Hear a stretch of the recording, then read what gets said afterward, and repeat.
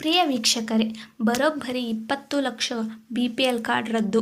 ಬಡತನ ರೇಖೆಗಿಂತ ಕೆಳಗಿರುವ ಕುಟುಂಬಗಳಿಗೆ ಸರ್ಕಾರಗಳು BPL ಕಾರ್ಡ್ ನೀಡುತ್ತಿವೆ.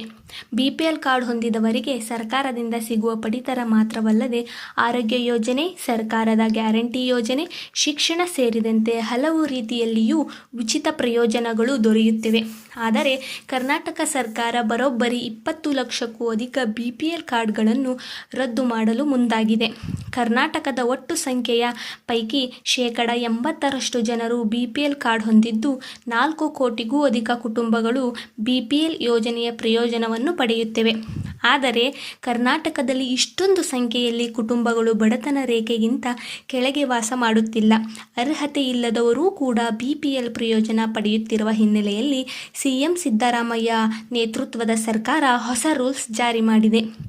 ವಿಧಾನಮಂಡಲ ಅಧಿವೇಶನದಲ್ಲಿಯೇ CM ಸಿದ್ದರಾಮಯ್ಯ ಅವರು ಅಧಿಕಾರಿಗಳಿಗೆ ಅನರ್ಹ BPL ಪಡಿತರ ಕಾರ್ಡ್ಗಳನ್ನು ರದ್ದು ಮಾಡಲು ಸೂಚನೆಯನ್ನು ನೀಡಿದ್ದಾರೆ.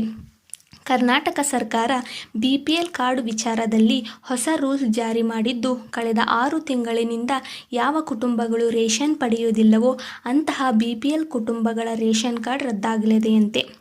3 ಲಕ್ಷ BPL ಕಾರ್ಡ್ ರದ್ದು. ನಿಮ್ಮ ಪಡಿತರ ಚೀಟಿ ಚಾಲ್ತಿಯಲ್ಲಿದೆಯಾ? ಚೆಕ್ ಮಾಡಿ.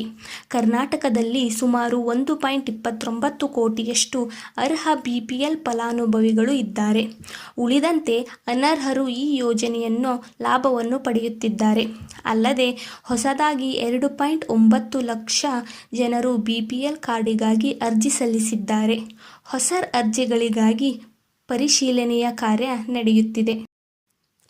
ಇನ್ನೂ ಹೆಚ್ಚಿನ ಅಪ್ಡೇಟ್ಗಾಗಿ ನಮ್ಮ ಮಸ್ತ್ ಸುದ್ದಿ ಚಾನಲನ್ನು ಸಬ್ಸ್ಕ್ರೈಬ್ ಮಾಡಿ, ಶೇರ್ ಮಾಡಿ, ಕಮೆಂಟ್ ಮಾಡಿ.